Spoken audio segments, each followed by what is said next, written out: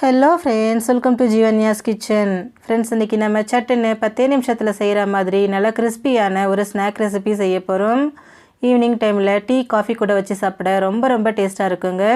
இது நீங்கள் tomato ketchup இல்லைனாக்கா மயோனிஸ் வச்சும் சாப்பிட்லாம். ரொம்பவே பர்ஃபெக்டான ஒரு காம்பினேஷனாக இருக்கும். இது எப்படி செய்கிறதுங்கிறத பார்க்குறதுக்கு முன்னாடி நம்ம சேனல் ஜீவன்யாஸ் கிச்சனை மறக்காமல் சப்ஸ்கிரைப் பண்ணி பக்கத்தில் இருக்க பெல் சிம்பிளையும் மறக்காமல் கிளிக் பண்ணிக்கோங்க. இந்த ஸ்நாக்ஸ் செய்ய நான் இன்றைக்கி 5 ஸ்லைஸ் ப்ரெட் எடுத்திருக்கேங்க. இப்போ ஒரு பாத்திரத்தில் தண்ணி எடுத்துகிட்டு அதில் ஒவ்வொரு ஸ்லைஸ் ப்ரெட்டாக இந்த மாதிரி சேர்த்துக்கோங்க. சேர்த்துட்டு இது 2 பக்கமும் நல்லா திருப்பி விட்டு நல்லா டிப் பண்ணிக்கோங்க. நல்லா ஊறினதுக்கப்புறமா இதில் இருக்கக்கூடிய தண்ணி எல்லாத்தையும் முழுமையாக பிழிஞ்சு எடுத்துருங்க. கொஞ்சம் கூட தண்ணி இருக்கக்கூடாது. நான் இன்றைக்கி மில்க் ப்ரெட் எடுத்திருக்கேன். நீங்கள் எதுக்கு பதிலாக வீட் ப்ரெட் இல்லை ராகி ப்ரெட் எது கிடைச்சாலும் யூஸ் பண்ணிக்கலாம். எல்லாமே டேஸ்டியாக தான் இருக்கும். பாருங்கள், இதே மாதிரியே எல்லா ஸ்லைஸ் ப்ரெட்டையும் நம்ம ஃபஸ்ட்டு டிப் பண்ணி நல்லா பிழிஞ்சு எடுத்துக்கலாம். அவ்வளோதான் பாருங்கள், 5 ஸ்லைஸ் ப்ரெட்டையும் நம்ம தண்ணியில் டிப் பண்ணி எடுத்துட்டோம். ரொம்ப சாஃப்டாக இருக்குது. இப்போ இதை நல்லா இந்த மாதிரி உதிர்த்து விடுங்க. உதிர்த்ததுக்கப்புறமா இது கூட மீடியம் சைஸில் ஒரு வெங்காயத்தை பொடியை நறுக்கி சேர்த்துக்கோங்க.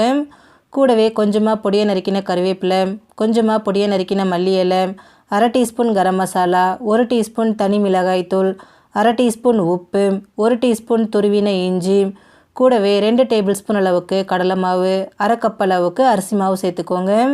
அரிசி மாவு சேர்க்கறதுனால ஸ்நாக்ஸ் நமக்கு நல்ல கிறிஸ்பியாக கிடைக்கும். சேர்த்துட்டு கையால் நல்லா அழுத்தம் கொடுத்து இதை பிசைஞ்சு விடுங்க. நம்ம அழுத்தம் கொடுத்து பிசையும் போது அந்த ப்ரெட்டில் இருக்கக்கூடிய ஈரம், வெங்காயத்தில் இருக்கக்கூடிய ஈரத்துலேயே மாவு நமக்கு நல்லா ஒன்று சேர்ந்து வரும். எடுத்த உடனே தண்ணி சேர்த்துறாதீங்க. ஃபஸ்ட்டு இதை நல்லா மிக்ஸ் பண்ணிக்கோங்க.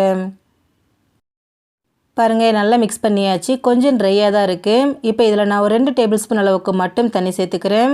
தண்ணி ரொம்ப சேர்த்துற வேண்டாம். கொஞ்சமாக தண்ணி சேர்த்துட்டு இது நம்ம சப்பாத்திக்கு மாவு பிசைவோம் இல்லைங்களா, அந்த பக்குவத்துக்கு பிசைஞ்சு எடுத்துக்கோங்க. பாருங்கள், நல்லா சாஃப்டாக வந்திருக்கு. கையில் கொஞ்சம் கூட ஒட்டலை. இந்த அளவுக்கு நல்லா பிசைஞ்சிக்கோங்க.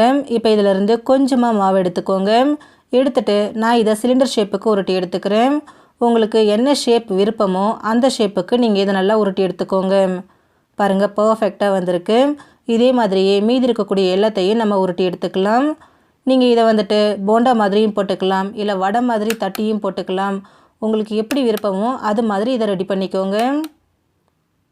நான் எல்லாத்தையுமே இதே மாதிரியே ரெடி பண்ணி எடுத்து வச்சுட்டேன். இப்போ ஸ்டவ்வில் கடாய் வச்சு எண்ணெய் வச்சுருக்கேன்.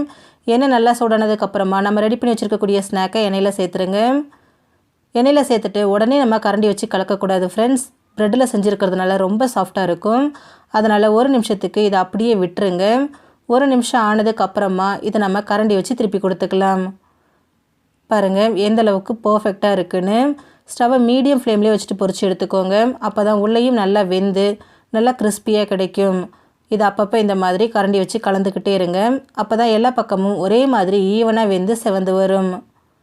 அவ்வளோதான் பாருங்கள், நமக்கு எல்லா பக்கமும் ஒரே மாதிரி நல்லா வெந்து நல்லா செவந்து வந்திருக்கு. இப்போ இதை நம்ம எண்ணெயிலேருந்து எடுத்துருவோம். எடுத்துகிட்டு மீதி இருக்கக்கூடிய எல்லாத்தையும் இதே மாதிரியே எண்ணெயில் சேர்த்துட்டு நல்லா கிறிஸ்பி ஆகிற அளவுக்கு பொரிச்சு எடுத்துக்கலாம். அவ்வளோதான் ஃப்ரெண்ட்ஸ், நமக்கு ரொம்ப ரொம்ப சிம்பிளான முறையில் ஒரு ஸ்நாக் ரெசிபி ரெடி ஆகிடுச்சு. ஃப்ரெண்ட்ஸ், நீங்களும் இந்த ரெசிபியை ட்ரை பண்ணி பாருங்கள். குழந்தைங்கள்லேருந்து பெரியவங்க வரைக்கும் எல்லாருமே விரும்பி சாப்பிடுவாங்க. ஃப்ரெண்ட்ஸ், இந்த வீடியோ உங்களுக்கு பிடிச்சிருந்தா லைக் பண்ணுங்கள், ஷேர் பண்ணுங்கள், கமெண்ட் பண்ணுங்கள். ஜீவன்யாஸ் கிச்சனை சப்ஸ்கிரைப் பண்ணி பக்கத்தில் இருக்க பெல் சிம்பிளையும் கிளிக் பண்ணிக்கோங்க. அப்போ தான் நான் போடுற வீடியோஸோட நோட்டிஃபிகேஷன்ஸ் உடனுக்குடனே உங்களுக்கு வரும். தேங்க்யூ.